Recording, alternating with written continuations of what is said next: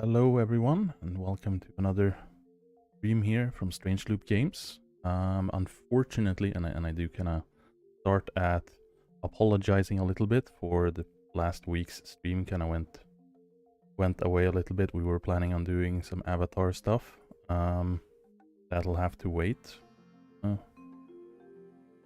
Update more on that to Discord or social media. But yeah, so for this Friday, now that we're here again, we have Toby, as you've seen a couple of times. Hello. And we have Prefator, which is our admin from one of the community servers that is part of our little program here with allowing people to show off their servers and their concepts and go over some nice builds their players have done and talk about how they solve the government and the civics and economy and all of the different topics and aspects that eco involve. So yeah, good. You can introduce yourself a little bit and kind of kick us off here. As Jens did say, I'm Brefator. As you can probably tell by my accent, I'm Dutch. And I've been hosting a server since November of 2018, basically because of someone who invited me from Minecraft. He was like, oh hey, you need to play this game. It's the next big thing, and I think you'll like it.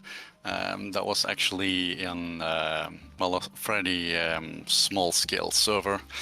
That's where I was a farmer at first, and unfortunately the host was a little unreliable at the time.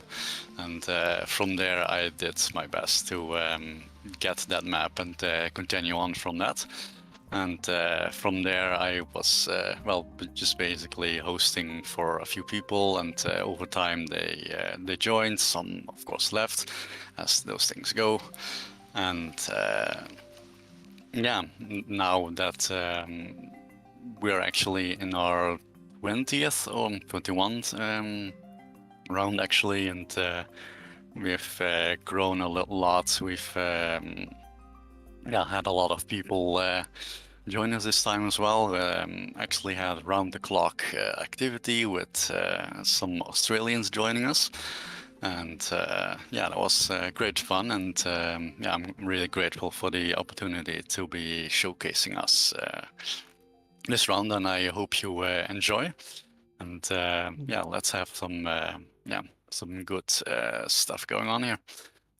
Yeah, we're very excited to show off our community's kind of involvement and the dedication that a lot of players have. And for anyone that do want to also participate and do the similar kind of thing where we go through your server and show off a bit of what you've been doing and kind of your solutions to the different difficulties that you may encounter in eco, just hit Dennis up on Discord or send a mail, and we can probably work something out. And with that, I think we can go straight ahead and transition over into the gameplay screen here.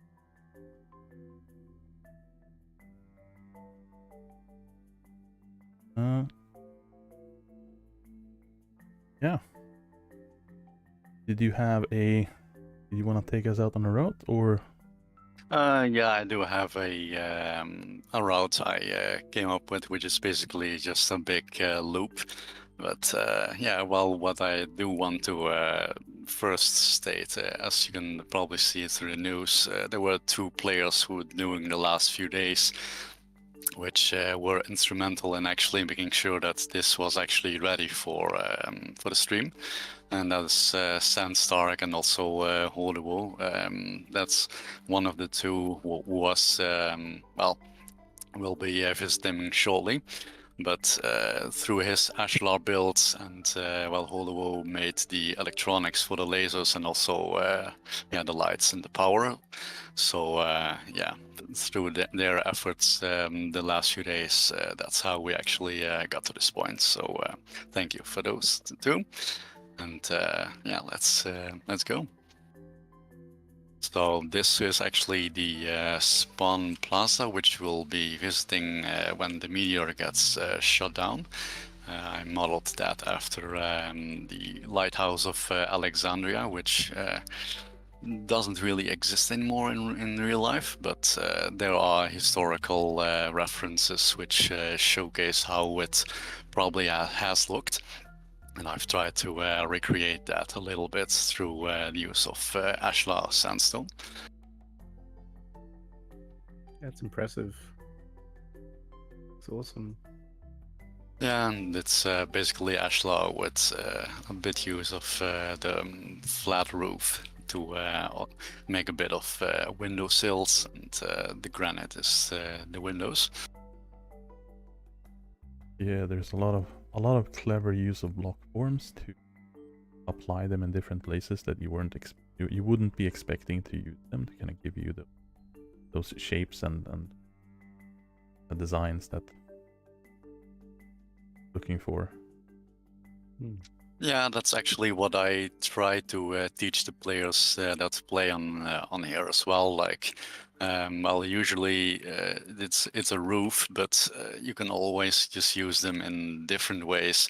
Like if you think that some form actually works better in a different way, then I do encourage people to just experiment with them, and yeah, then you get this sort of stuff where you can just use depth, like for the regular walls, the flat roof right here. Well, this flat roof is a full wall, and this is just to create a little bit of depth and yeah, just create a little bit more interesting shapes rather than yeah, just flat cubes. Yeah. From there, it's actually the bank, which is also something one of our other Portuguese members partially suggested. The other part was Satsuki, which you are seeing moving around here as well. Which is also one of the other topics I would like to be talking about.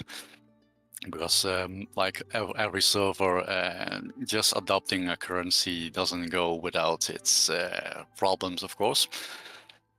And well, we too had our issues, because normally we had a predetermined currency. We would just place down a box, put a mint in treasury, and well, just basically mint some currency and have all the processors just well, proliferate all the money from there, which, well, we actually did around, give or take, 20 rounds.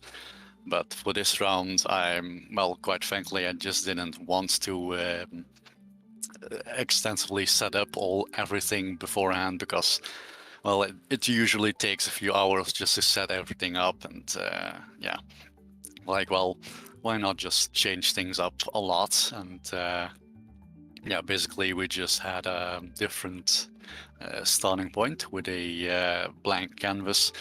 And yeah, we had a barter system from the beginning, which yeah, of course, doesn't really allow for a lot of trades in the beginning, but well, it's also dependent on, yeah, the demand of people actually using the credits. So if I was like, I'm a carpenter, and if I were to be able to use masonry goods, then I would either need to mine, or I would actually need to, well, provide other stuff which the mason would actually need, which wasn't always a lot of wooden stuff, which, well, of course, creates a lot of bottlenecks, until we adopted the mint. And from the mint, we well, basically had our current system, which we had for the last 20 rounds or so. And there were also people who didn't quite want to do that, which unfortunately did create some issues. But yeah, ultimately we did get some mods going, which helped a lot in establishing a baseline. And from there, the other people who would just be able to well, adopt from there. And yeah, from there it was pretty smooth. You know, speaking of mods, I'm gonna add a little bit of text on top just to clarify that the server is not running completely vanilla, and it does contain a bit of a few mod blocks here and there that are not really standard, just so people don't get confused about them seeing things that they're not seeing locally on their servers. Adding that disclaimer up top. Yeah, I mean, like the colored concrete you see in the background of the Capitol building, that's modded, for instance, and I'm sure there will be more, but that's the most obvious one. Yeah, right so in the there's background, and some later in there as well. Yeah, I saw some hewn archways and some other things that are not completely vanilla. But Yeah. you know, we got our lead artist here. May take some inspiration from some of them and just expand the repertoire of Yeah, the wide cascade definitely. of blocks. It's definitely something we're gonna look at after 10 comes out at some point. But yeah, colored blocks look amazing as well. Like, we definitely need to get something happening with that as well. And there's actually the fish tank, which is inspired by a Canadian build, as I recall. It's actually something Satsuki came up with, which, well, basically in previous rounds we had one big palace, a mega project actually. But I felt like that was pretty much just me dictating, like, this is what we're gonna do, and yeah, it didn't really sit well with me that it didn't really have a lot of community involvement that way. So this time we actually, well, opened up the build process to people. And, well, basically you said, well, what sort of building would you like to see? What sort of building do you drive by every day? Which sort of building do you think is actually representing your country well, for instance? Which is also part of how that tower came to be. So yeah, that's basically how we actually actively try to incorporate community feedback into our rounds, which is also why we had a more free-form route this time, because normally we had a straight grid instead of just a well, instead of a map like this, where yeah, it's a little bit of a hodgepodge of stuff here and there. And it's definitely not a straight grid like you would see in American cities now. It's a little bit more like a European city, and yeah, it's a little bit more organic, which is also why our current round is called the Living City, because I do think that a city is more than just a collection of buildings. It also has, well, recreational facilities, stuff we'll see in the next update with museums and that sort of stuff, the cultural aspect. I do think a city needs more than just a few buildings, a few houses, some workshops. It needs something to feel a little bit more alive in that case. Yeah, I was actually checking out your website last night, and I noticed you had like a roadmap for that sort of stuff that kind of coincides with the stuff that we're going to be releasing. So it's kind of cool just seeing like what you're planning with the release of like the cultural settlement stuff and boats and everything like that. So it was really nice to see you kind of thinking ahead. Yeah, I mean, I do like to be prepared, and I don't really like to improvise. So yeah, that too was a bit of a challenge this round. Yeah. But yeah, I mean, you do need to be able to try new things in order to improve and work on yourself. So yeah, so I do embrace the change that was necessary for that. Yeah, and I think that's also part of why we're trying to expose as much configuration settings and kind of the a lot of the utility tools and everything that we tend to kind of tweak the vanilla side and kind of the default experience for players. We also want to empower server administrators such as yourself to really be able to go out and flex around with the settings and making sure that each server might be its own unique experience, but also so that even the same server running different cycles, giving that kind of replayability by being able to do different types of scenarios fairly easily, yet still be, you know, a significant enough change that people kind of want to just get back into it, but from a different angle, or even if it's as simple as just picking a different profession, but also, you know, a completely different map, a completely different kind of biome settlement, or different resource scarcities, or whatever else people come up with.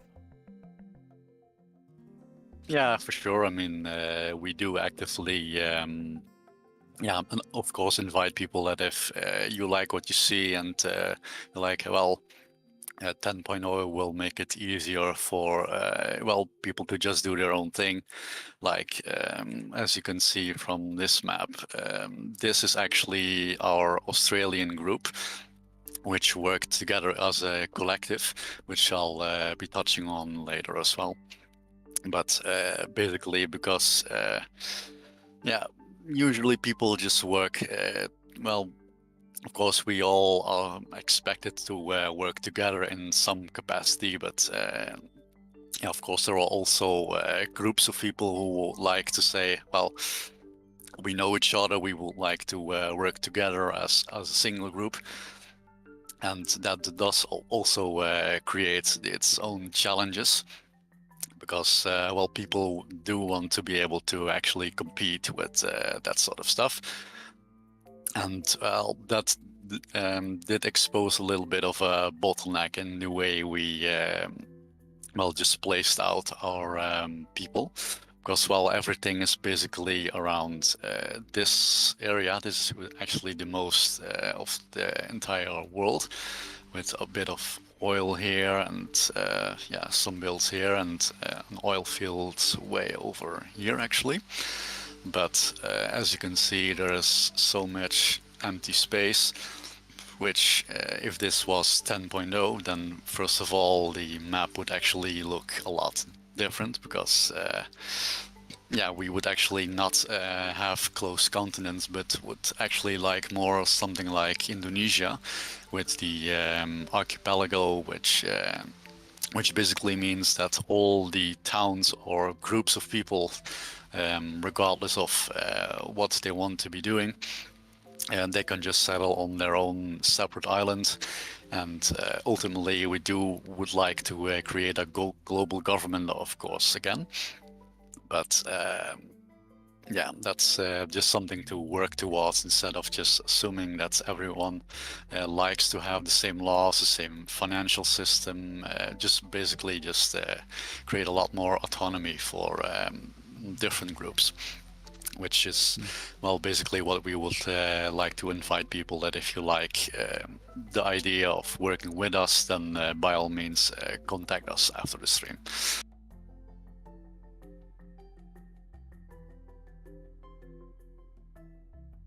And yeah, actually from here there's also all smaller builds from one of our returning players, which is actually more of a dwarven inspired build.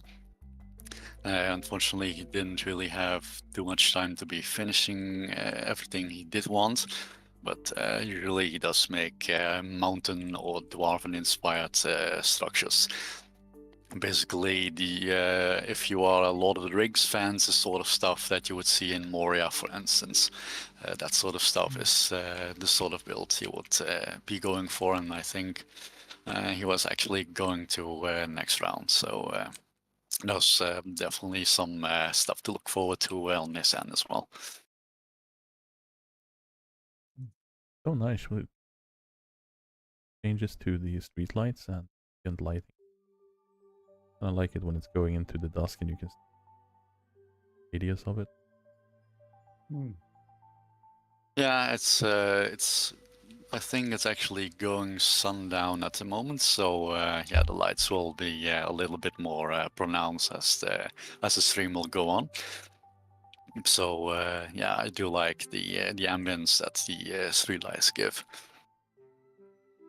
Yeah, no, it is nice, and I'm looking at some changes to power requirements and just power production in general, but it's hinging a little bit on getting some new assets in, so it might not make it to 10, so I'm not gonna make any promises. But I do want to kind of shift out, because right now power in general when it comes to lights is a bit expensive. It's also a little bit too easy to generate the necessary power, if you will. So it's kind of a weird inverted catch-22 where everyone kind of houses their own power generation when it really should be more of a collective requirement, rather than like everyone in his aunt has their own wind turbine and their own combustion generator just to keep stuff going. And I do want that to kind of transition more into a community type project where it's a little bit more requirements to do that. But at the same time, you're also not going to need as much of machinery in comparison. So like lights might use a lot less power, but they might yield a bit more in terms of both like XP in general, but just general effects. Gonna tweak around that power stuff. Yeah, that's actually something that will, well, once we get to my build, I'll be able to touch upon what we did. But we did have a, well, we do have a mod which actually is like the water wheel, but just for the electrical variant, actually.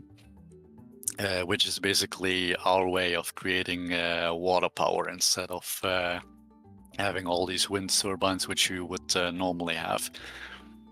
So that is, well, basically just communal power which everyone can use and everyone basically just contributes to. Yeah, hydroelectric is something that we really haven't touched on, which is an interesting subject and probably something that we'll look into later on. I mean, we do have the mechanical water wheels, so we do have some, you know, get hydromechanical power, I guess, if you will. But general hydroelectric is it's an interesting and also somewhat of a environmental gray zone, if you will, in terms of how much it's impacting the environment versus how much it's offset by the fact that it's a lot more environmental friendly. Because as with any power generation of any type, it does have an environmental influence. Yeah, for sure. Solar panels on the roof.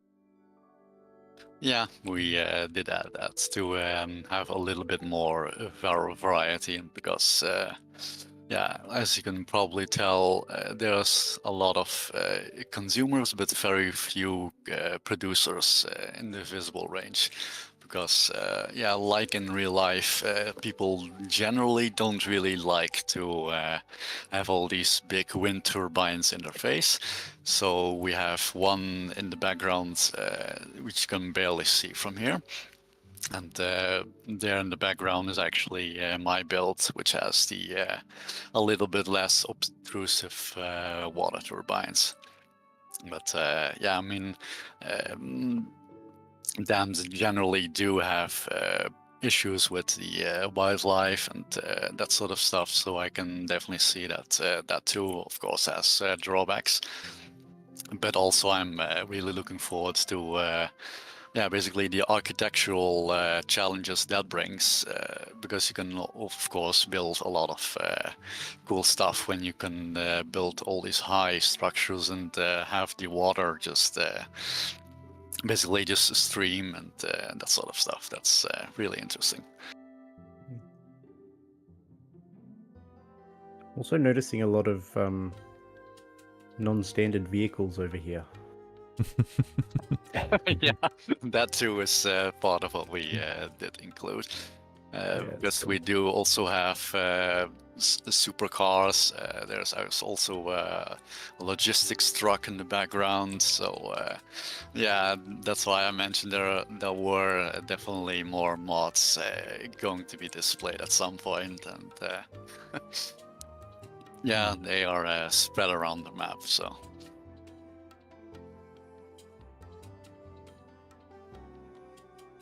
Yeah, no, it's looking really impressive. I'm looking forward to getting 10 out as soon as we humanly can. I have a whole bunch of things with plants to sort of sort out and balance before that's possible, and we also have some stuff with the avatars and settlements that's gonna need to go through the whole playtest cycles to get done, but I can see things like worlds where you have these huge big buildings on the horizon look really, really impressive moving around. I mean, it looks really impressive as is right now, but you know, once you kind of see them poking up on the horizon and off as far as you can see, it's gonna be super impressive. Yeah, for sure. I mean, once we get up there, which is actually accessible through an elevator shaft, you'll be able to see a lot of the surroundings as well. But yeah, like Satsuki's build is not visible currently, but if this were to be 10.0, then it would be visible, and you would be able to see basically the whole town from the high vantage point. So yeah, that's definitely something to look forward to. That's crazy. Easing around with some other vehicles there. Yeah, it's a free advertisement for the mod maker. Yeah, no, but I think it's quite fun to see what people do. Different mods that kind of roam around and being shown off like this, because it really shows you the power of the users and the players, and what essentially, you know, the only thing that limits them is their imagination. And they can do some really, really cool stuff. Yeah, I mean, it's like the well-known plastic thingies, the Legos. I mean, that's also just your imagination, which is the limiting factor. So we do try to facilitate as much as possible to give people as much choice as possible, so that if they want to build a particular stuff, then, well, usually it's like, hey, Prey, can you add that? Yeah, sure. And yeah, that's basically how we add a lot of mods over time. And yeah, that's how we enrich the world every cycle, time and time again. Yeah, so here we see a building in black concrete, or in black bricks, I believe it is. Looking pretty... It's looking pretty intimidating, to be fair. Yeah, it is, and this is actually just the surface part of his build. And this is actually of the Mason Sandstark, and yeah, he too is Suzuki is telling in the background, wait until you see the underground, because yeah, as you can tell, this is just part of his stockpiles, which is, let's see, 4 is 8, and I believe there are at least another 8, well, 4 on top of that, on top of the roof, and another 4 below us. So basically around 16 large lumber stockpiles just for this warehouse. That's wild. That is a lot of block space. Yeah. Yeah, and as you can tell, it's all getting used. That is a significant amount of block space. And this is actually also a mod. This is actually a greenhouse, so that we can basically just create all sorts of plants wherever we want to, instead of which biomes fit which plants. So yeah, like, I mean, this is far from a rainforest, but we can still grow them anyway. Yeah, it's a nice mod, that one. Cool. Yeah, there's that one is really technical, and terms of how much it's kind of manipulating and changing out in the background. Just to give you that opportunity to kind of ignore the constraints, magically add a layer of unrestriction in the space of the building. And since you can enclose it, it has that modulability of just building it dynamically the way you want it to. Yeah, it's actually more of an evolution of sorts of the plant pots, because that tends to just create them in a fake version and bonsai versions for normal trees. But this actually allows you to grow them to full size and actually just harvest them wherever you want to. Yeah, that is pretty cool. Speaking of plants, Toby, do you have any notion on when we might look into adding them for all the new pottery? The small. Yeah. Small, So like adding the plants to the other. yeah, I'd like to do the vases. go past and add more vases and pots and stuff like that. Because the pots we've got we got 2 of them, and then they're kind of boring. But yeah, I know. You get bored of them. I know. I saw some requests on Discord that they wanted the ability to kind of put the flowers, especially in the vases, and kind of decor more with it. That's definitely something that we wanted to do. Yeah.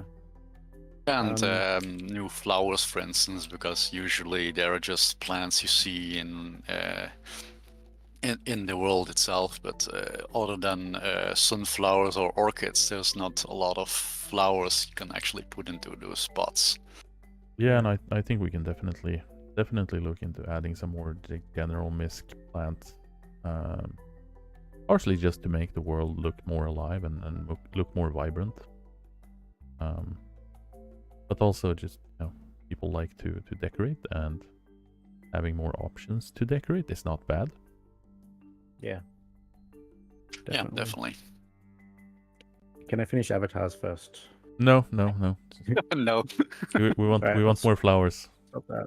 Yeah, we'll go. Want everything, and we want it now. Yeah. That's fair. Finishing off clothing restrictions. You can have pants on your head and your shirt on your legs. That's fine. We just want more flowers. Thank you.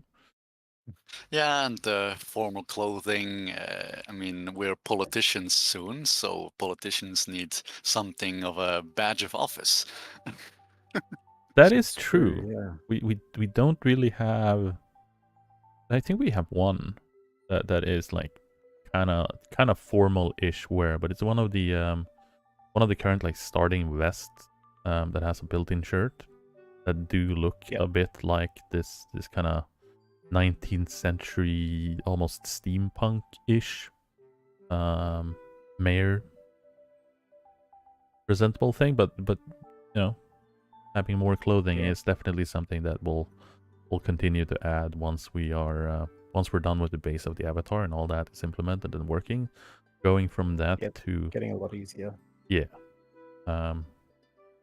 Which is also something that I talked about a little bit on the modding Discord for it, but I believe we will have a full set of kind of examples for clothing and how you mod them and implement them, with a little bit more of a meatier description and kind of instruction of, step-to-step guide on how to add clothing yourself, so modders can go in and kind of do that in a bit more instructive manner than kind of working their way at the moment. Yeah, I'm excited to see what people make with that. We're going to provide a lot more information. So, but we're not here to talk about avatars, Jen. No, we're here to talk about this over. Yeah. This is basically where the magic happens of the Mason. This is actually a lot of open space.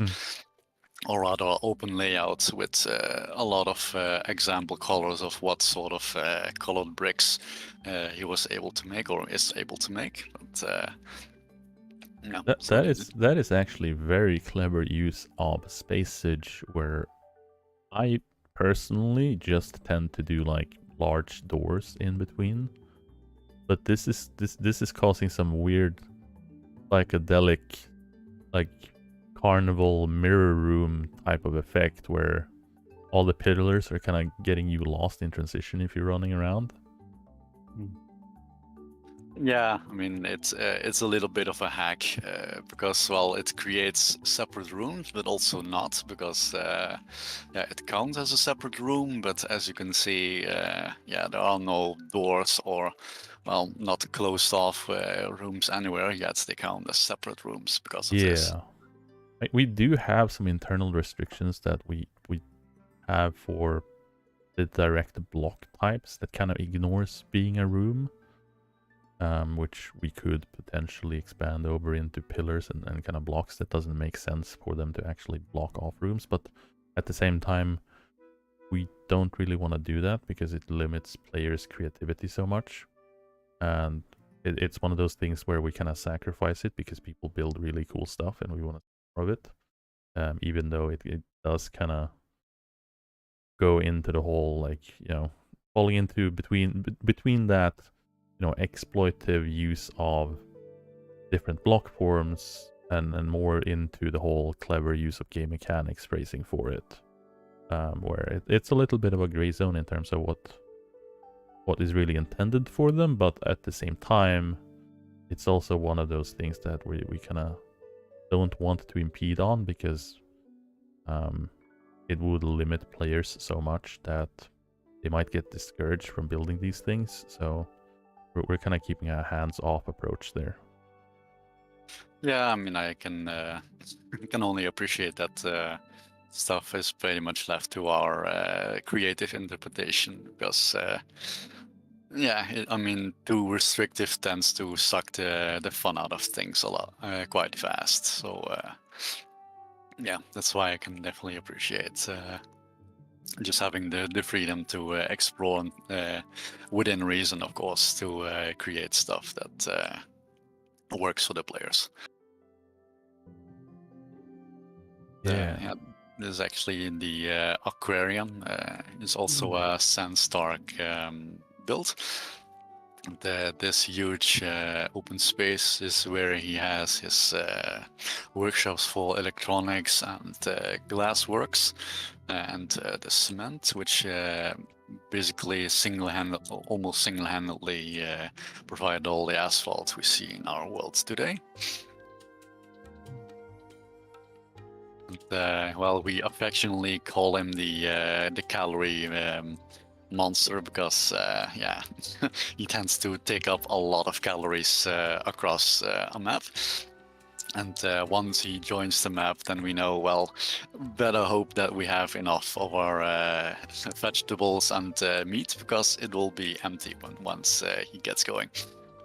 Yeah, Yeah, definitely. it is a lot of blocks dug. That's for sure.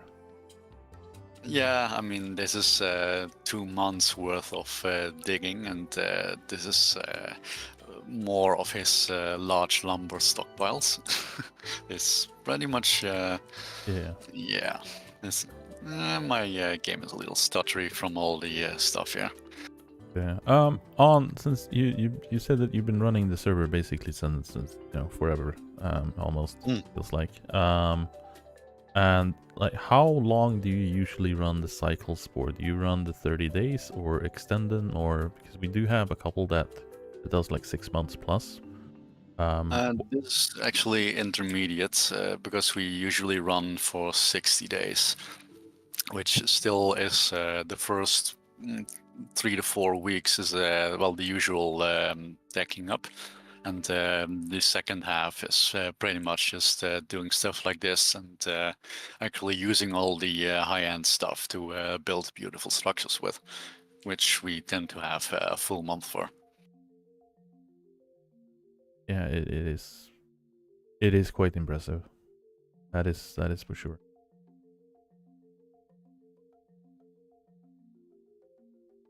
Need to get those was just gonna say we need to get those fish animations. Working. Yeah, I'm choosing not to see them until we get them sorted. Yeah. What is seen cannot be unseen. Oh, yeah, I need to change this as well. Oh, that's and that. And I mean, we did fix the Slender Fox. So that one isn't Fixed. showing up anywhere. Fixed. Yeah, fixed. I don't think there was anything wrong with it. I liked him. He was fine on a distance, but when you weren't prepared and you walked around and you saw that horrible monster just next to you, it could freak me out sometimes. Like there is something significantly wrong going on here. There's some Twilight stuff.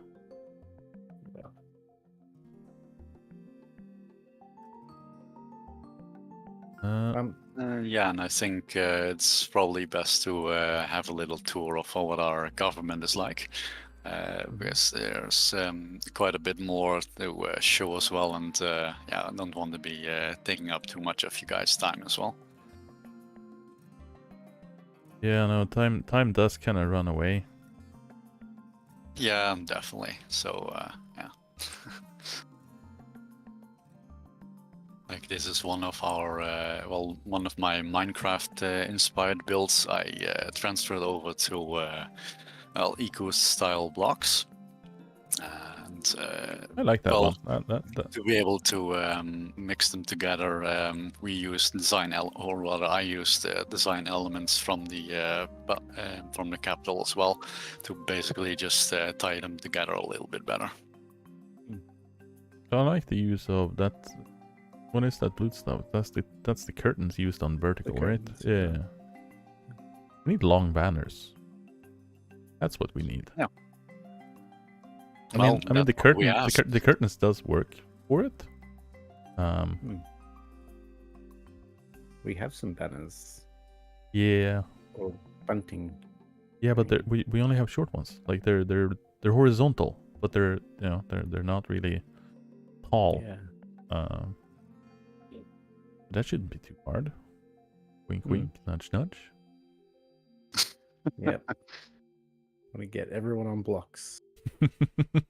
More blocks, more forms, more everything. Yeah. I think people would be like, even if we did nothing else for like 4 updates than just block forms, I think people would be ecstatic. It's just like like some minor bug fixes and it's just blocks. I'd be okay with that as well. Yeah, I'd be fine with that. No, but we have a lot of we have a lot of things planned, and a lot of things to do, and it's kind of just the starting point to do some pretty cool stuff.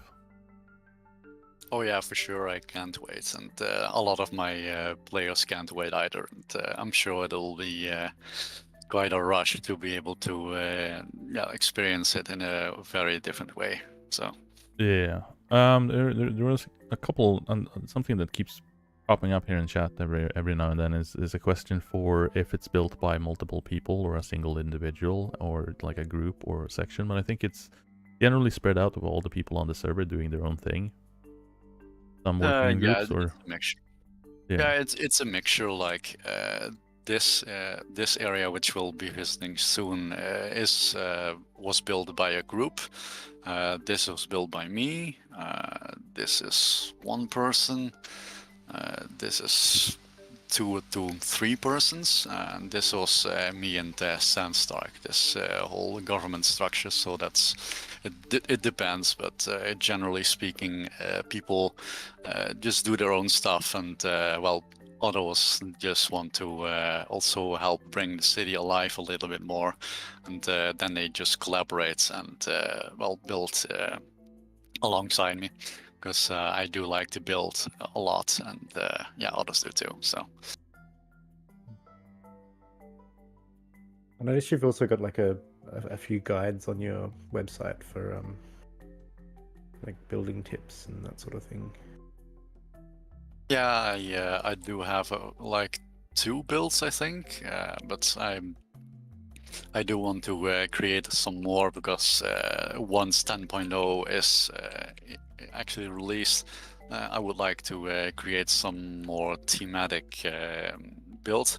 But what I already hinted at with the Indonesian archipelago, I would actually want to create something akin to Venice with the Doge's Palace, the Arsenal, that sort of stuff. And yeah, it would definitely help if well, people would know how to build like Renaissance or neoclassical buildings, which would actually fit in a city like that. And yeah, that's why I will be posting more guides in the future up to 10.0. Yeah, no, nice. you can have your town and set a building code in it and just have an audition on people immigrating to it where they need to be able to build a small little hut in the Steam you're looking for to be able to join it. Yeah, I mean, we had two towns actually in 9.0 where one was pretty much similar to this, and the other was almost entirely Asian architecture inspired. And that definitely did appeal a great deal to be able to see the correct characteristics of all the Asian architecture. And I was like, yeah, I do like that. So how is currency and kind of like the trade routes and everything late game? Because I know like the economy tends to kind of peak out at around 2-3 weeks and then ebb out as you get a bit of a lower player count and either people kind of accumulate too much wealth or there's not enough things to kind of do, where government tends to be one of the rotating features to make sure that coin kind of gets dispersed in between players. Anything in particular that you've done towards that kind of regulation or taxation, or you know, kind of reclaim currency versus handing it out or providing it through different kinds of municipal stuff? Or yeah, we actually do have separate laws for that, which is why I've gone ahead and yeah, entered the Capitol building, and I'll be checking the laws if I can actually enter them. I think I might actually need to wait for the elevator, but let's try this. Yeah, I need to try that first.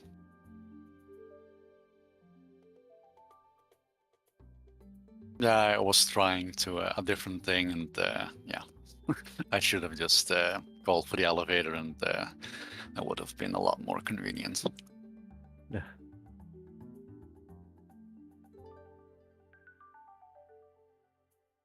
But yeah, because of how compact this build is, I do need to close this door to be able for the elevator to come down all the way.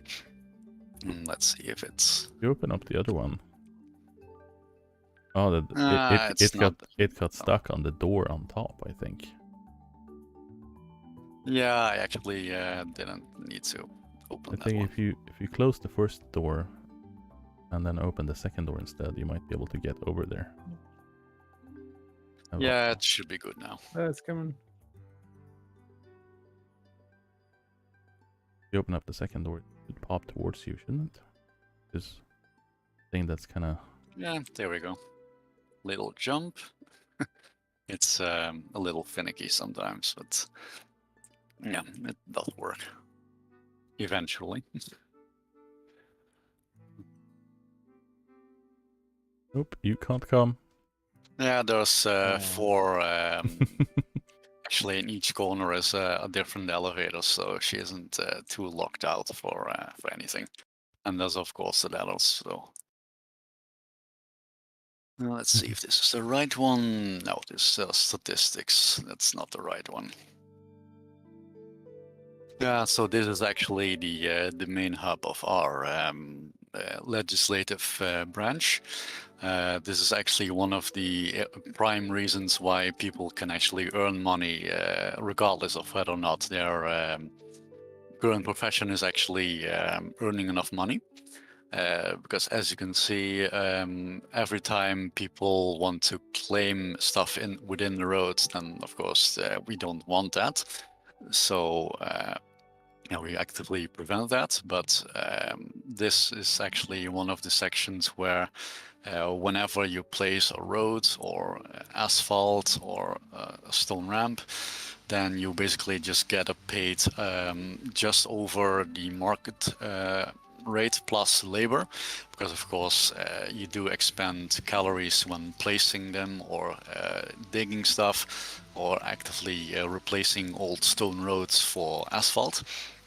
So this is where it is a good way to earn money regardless of whether or not your stuff gets sold. And through the, well, we also have a progressive wealth tax. Like if people get too much money or somehow get a lot of money from, say, the lasers or the communal lab, because that's usually something that we can see is a huge sum that you get at once.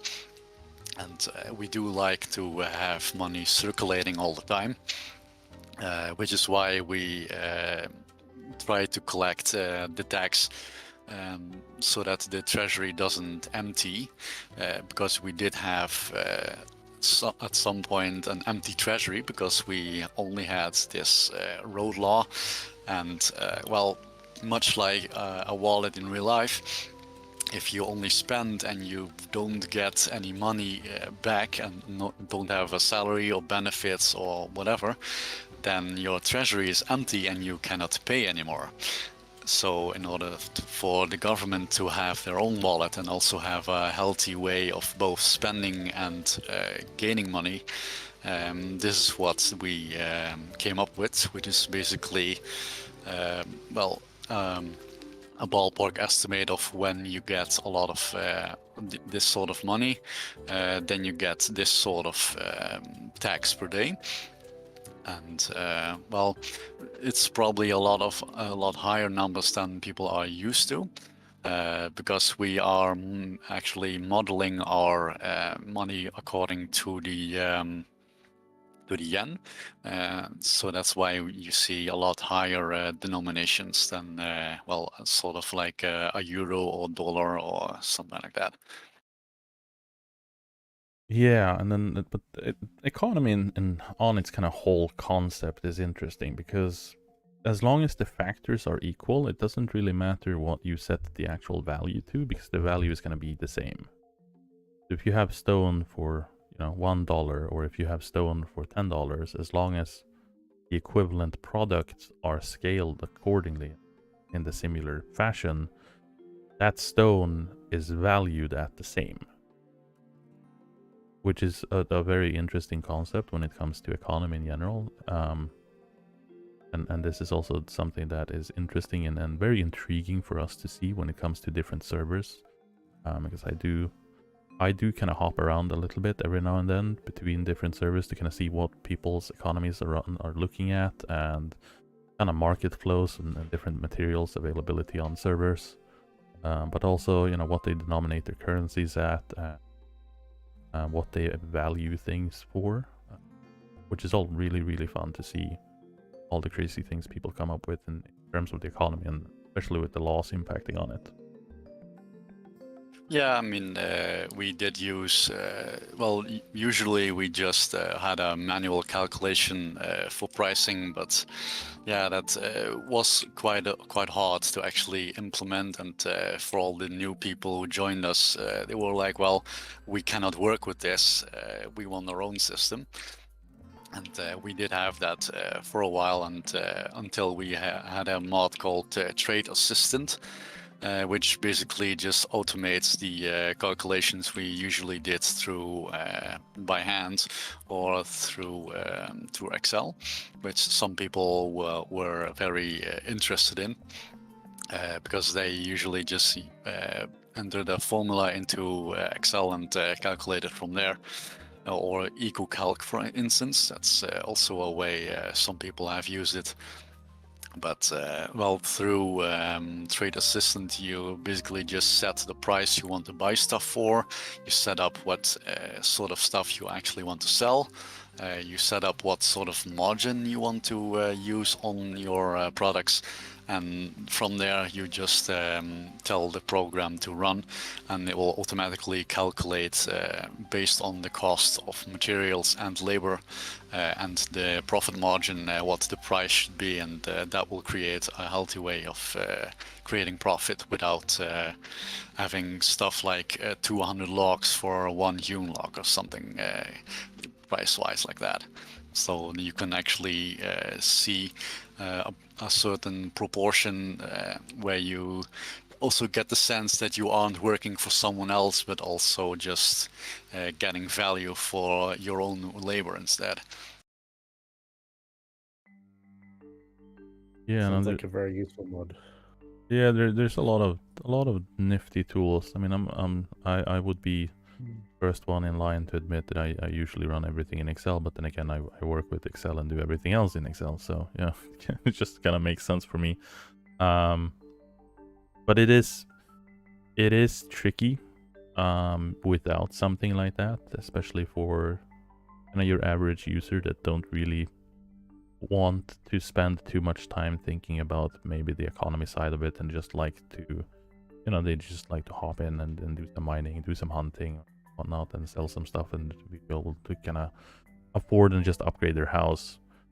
Going into the whole intricate depths of how much cost goes into making like a steam truck, maybe something that they're not completely either comfortable with digging into, or they just don't feel like it's worth their time to do, and having tools like that kind of evens the playing field, if you will, a little bit.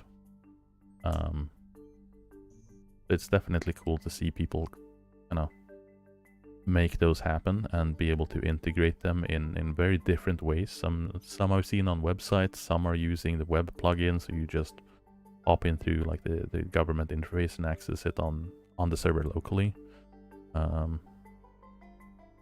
Yeah, it's once again just shows how powerful the modding system is for it.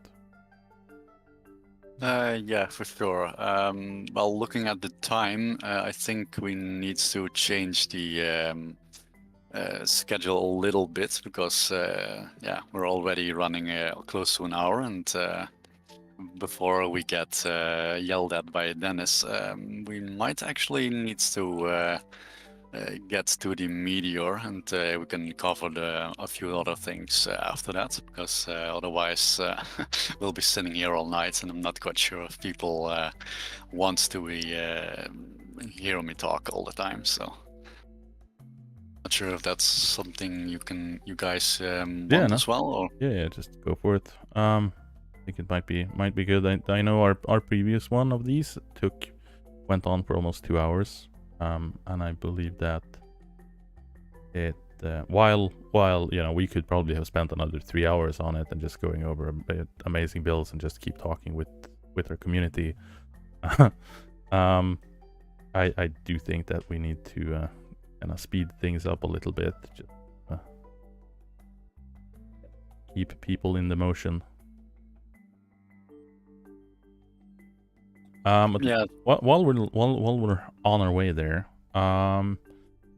you have different groups and you have solo players and stuff like that in general, and I'm betting that you also run into the pretty common denominator of groups kind of having that vertical scalability or the excessive amount of plots available to them versus someone that doesn't. And so on. Was there anything in particular that you did in terms of like property ownership or taxation for skills, or kind of breaking into that group versus solo dynamic? Well, actually, we didn't really do a lot of things to curtail that this round. Because we were a little bit new to having a 24/7 activity, new group just joining and all that stuff. So we didn't really anticipate a lot of stuff, which we usually would have. But what we do plan is to actively limit the amount of professions each person can take up when they are working together. Like normally you would get a few professions per player, like 2 or 3, and you would be able to work together with one other person, and that's basically the hard limit that we would want for our capital city to have. So if you were to be an engineer, you could split 3 and 3, or baking and cooking, that sort of stuff. That's basically what we would want. But if, for instance, a group of 7, like we are, what I'm looking at right now, yeah, that's basically pushed away a lot of demand for single players, and well, we don't really want that for our next runs, which is why we are strictly adhering to yeah, making sure that solo players can band together in the same town, and just making sure that they can compete whenever they join. Probably put on a fair warning here that we'll be blowing up the meteor, so if anyone is not wanting to see that, probably tune out, as it's a little bit of a spoiler, but I don't want to see it. I like the meteor. I think it should stay where it is. Yeah, I mean, let's see if it's actually in range, because it tends to hide during the moments when you don't want to. yeah. Yeah, like I yeah, I expected, it's not in the targeting window. But, It'll show up here in a minute. yeah, and I mean, one other thing that we do want to implement more in future rounds, especially, but which we have applied in previous rounds as well, as an apprenticeship program, where a new player would be partnered up with one of our veterans, someone who can teach the new player the ropes.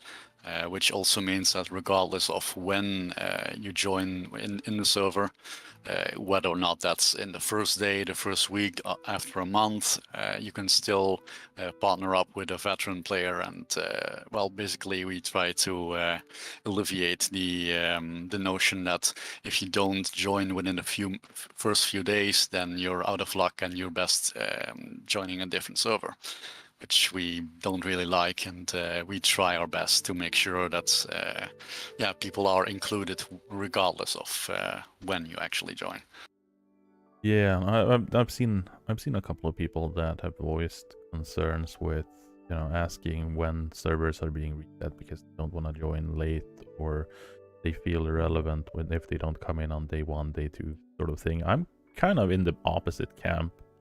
I kind of enjoy coming in like day 4 or 5, like just cruising in there, just picking like hunting or something that just allows me to gather raw materials, and then immediately have market access to like iron tools and a steam truck. That fits me quite perfectly. Yeah, for sure. I mean, it does have, it does have its perks to be joining late, because, well, usually after a few days there's currency, so you can actually trade without having to look at what people might actually be needing, because, well, when your profession doesn't overlap with the person you want to buy from, yeah, in the first few days, that's a problem. When there's a common currency, a common pricing system, well, you don't have that problem anymore, and you can just buy stuff, what you need. We also just provide money to start with, which you don't have at the start. And of course, you can much more easily get something like a steam truck, because then we have new modules which will drastically reduce the price for new guys, which is far less than the early adoption fee our early joiners usually have. Yeah, modules are still something that's probably gonna end up on the shopping block eventually for a rework, but because I like the idea behind them, but I'm not entirely liking our current implementation of them. They were kind of a very drastic change.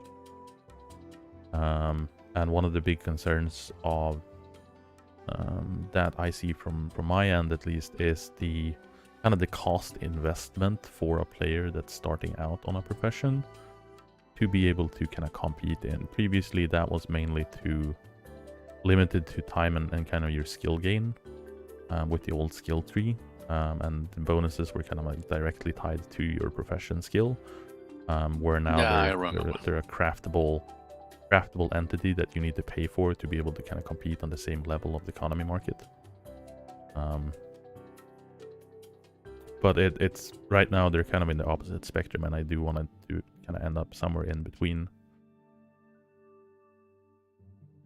We have the lasers, and once again, you know, if you don't want to see the laser pew pew boom firework, advised to tune out. Otherwise, enjoy the laser show. Yeah, I'll just do a countdown from 10 and then just press the activate button because it tends to have a window of activation. So 10, 9, 8, 7, 6, 5, 4, 3, 2, 1, and activate.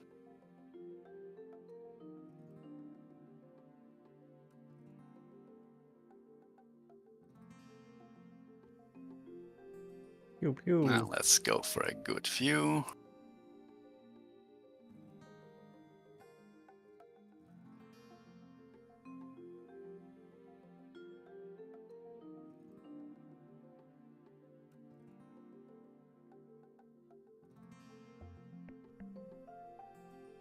Is that just one? I Free fireworks for everyone.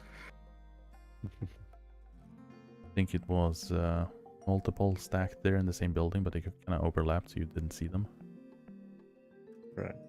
And kind of on the offset, now that we have fireworks and fancy things going on in the background, is there anything in particular, like feedback on improvements that would help either management or tools to be able to create concepts, kind of support from our side going forward? I guess it's kind of tricky to say since we have 10 and it's so much of a change, so it might be a tricky thing to kind of come up with anything, but I think it's more of an open question to everyone, and kind of invite you to come over into Discord and pop ideas, or if there's anything in particular that you guys want to see in terms of like utility and tools in particular. And just come over and discuss and talk about it. We try to cater off as much as possible and just make sure that everyone has what they need to be able to create such a gaming experience that they like out of Eco. Yeah. Well, I mean, just off the top of my head, I don't really know of things that would help currently, because I still need to actually start up the playtest for 10.0, so then I'll be able to tell well, what sort of stuff I actually need or would like to see improved. I mean, yeah. Yeah, Civics is going to be crazy. That's for sure. Yeah, I mean, the first thing that did come to mind was the amount of claim papers we got, and I would like that to either be configurable or something like things you can craft, for instance, like something requiring multiple people to get. Because, well, I mean, if you can see how big these sort of claims are, I think the number was 15 when it was announced, and yeah, I mean, this plot alone is 80 plots. Yeah. If you go by the gardens, that's another 128 plots. That's over 200 plots, and if you go by 15 per person, yeah, you can see how many people you need just to be able to claim this one build. Yeah, So I would definitely want to see something configurable so that either it scales by the amount of tiering, for instance, like the towns get a certain amount, cities get a bigger amount, federations get an even bigger one, Yep. something like that, or just configurable, like having the ability to, if you want to create a small hamlet, then you say, okay, well, I only want a small village on the sea, and that's enough for me. Others would like to say, hey, I want to create a big capital, but I want to be able to earn more of my papers per citizen that joins. So I would like some fine-grained Oh yeah, ability. That you've would got be nice. you've got plenty of customizability when it comes to that. Probably sneak in that it'll work kind of in that regard. As papers are generated based on citizens and they apply in different tiers, so a town gets a certain amount of paper per citizen, and then the more citizens that join, the more paper the town is going to get, and then if the town bands together to a country, that country is going to get papers for each citizen that is included in each sub-tier town. But I'll go over that on a more in-depth, like property and ownership stream for settlements as we go along. I'll keep doing the streams during our playtest as well. So there's plenty of more information, as well as kind of me doing streams are kind of be broken down into debriefings of different functionalities and in depth of the mechanics, just to be able to allow people to reference the videos directly, or if there's something, if there is a topic that people really want to see being on these streams, please do reach out as well. You know, going in depth of explaining how laws works, or how to create a certain amount of restrictions of different types, or whatever people come up with, where a go-through video tutorial, if you will, might be helpful. And on that note, we also have the whole law help / law examples over on Discord, which allows players to kind of bounce back and forth with ideas for laws, and they're usually really helpful with cooking up or trying to debug why your law is not doing the way, going the way you want it to. Yeah, well, one thing that did pop my mind just now, perhaps an option to either have a linear scaling or an exponential scaling for land papers, so that people who want to have linear scaling can have that, and people who want to have more papers as their tier go up can configure that as well. Perhaps that's an option to consider. That's an interesting idea. At the moment, it's hard set to in the configs for each kind of just a denominator for each tier settlement. But yeah, I'll go over all of that in depth in a stream. Yeah, looking pretty neat. Yeah, it looks like my game froze a little bit there. Yeah, Just showing off Satsuki's build, because otherwise I'm pretty sure I'll be yelled at by her as well.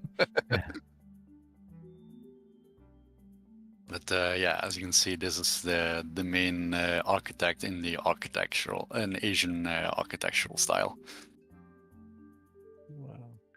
Yeah, those builds are. That's epic. Yeah. Yeah, Satsuki tends to build really elaborate and really nice buildings.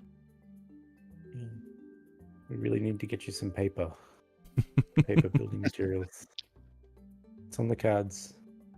Yeah, and maybe also equalizing the amount of forms composites get in comparison to, say, Ashlar, because yeah, composites sometimes feel a little half instead of the full experience Ashlar brings, comparatively, anyways.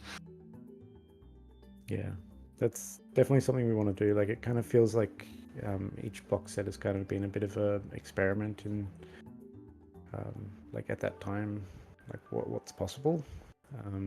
But now we kind of want to go back and unify a lot more of that stuff and add some new forms as well. Yeah, I mean, I do like the Greek style that Ashlar tends to bring to the table.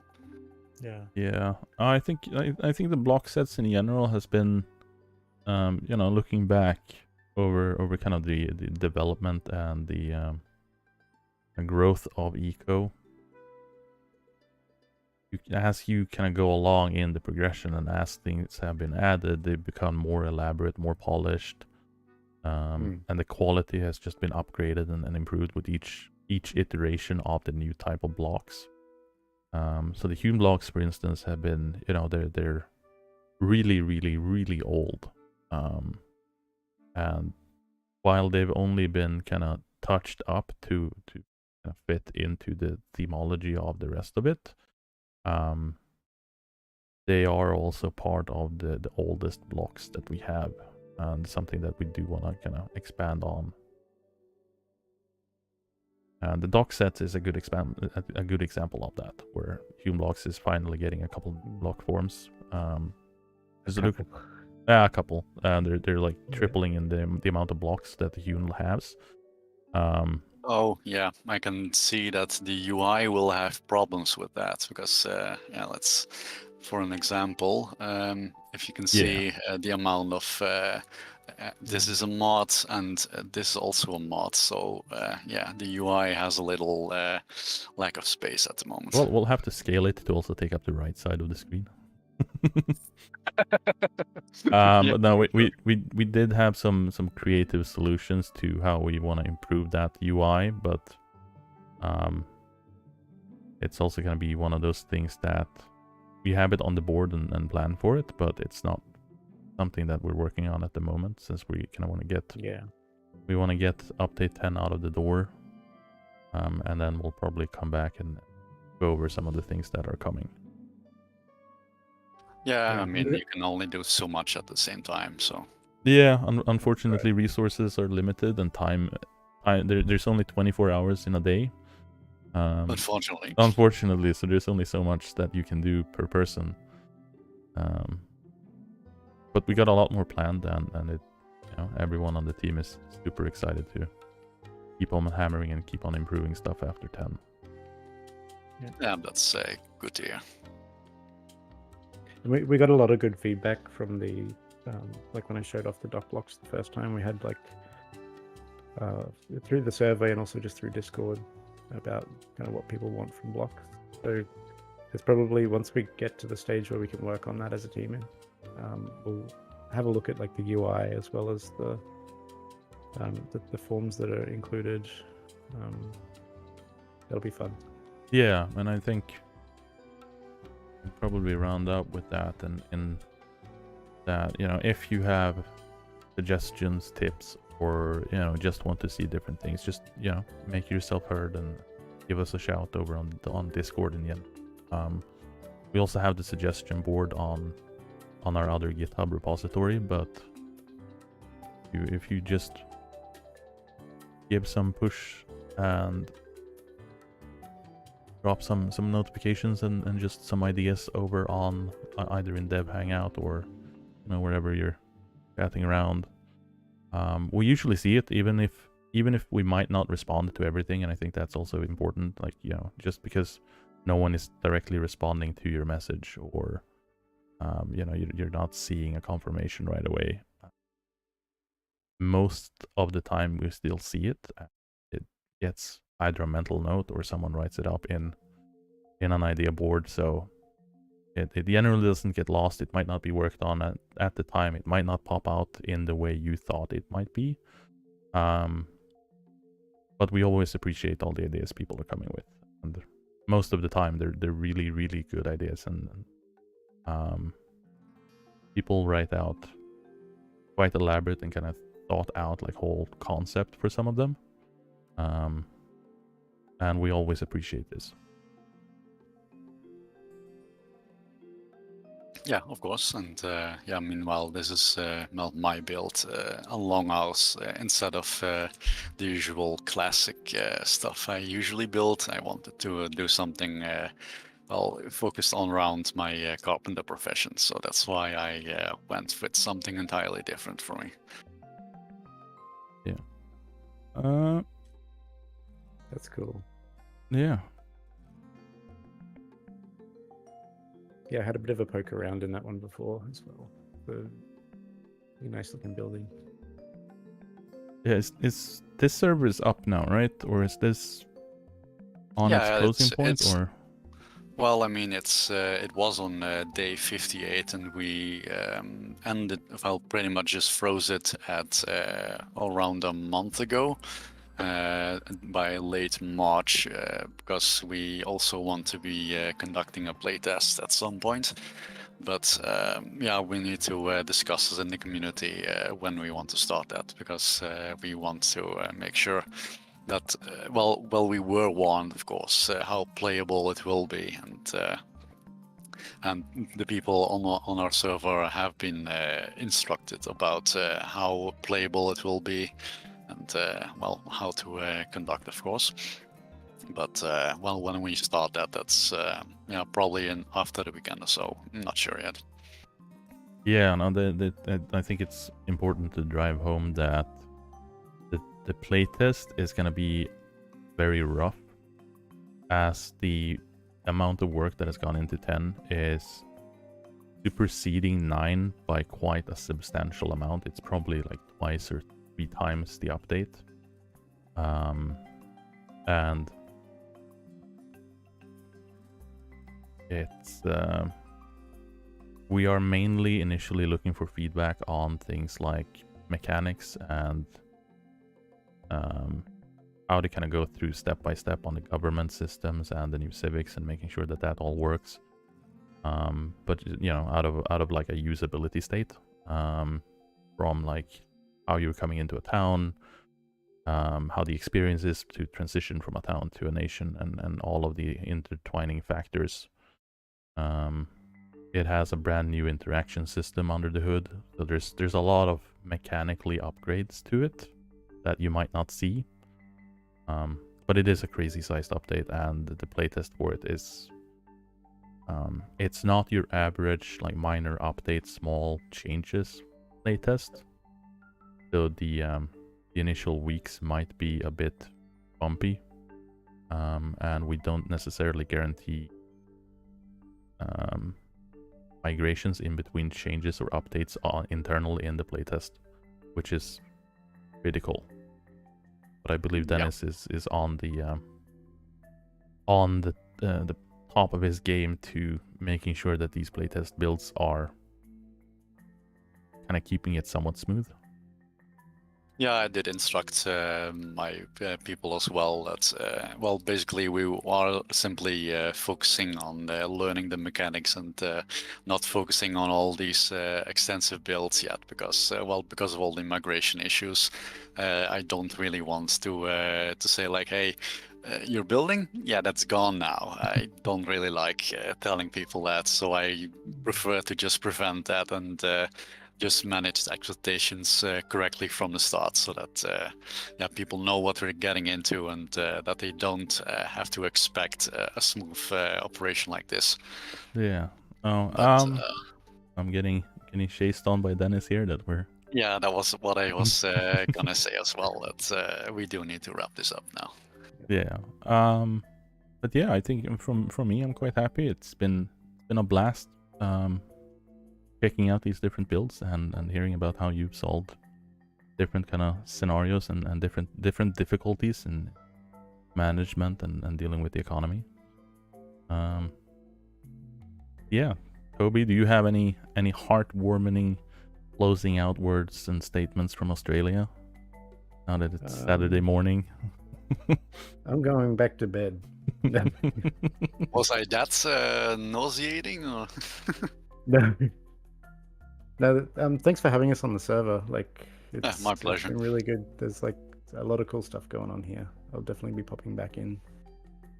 There's so many cool servers to pop into, but I will pop around. Yeah. Yeah, I mean, if you want to take a holiday and see everything that we have, I mean, we skipped a few things.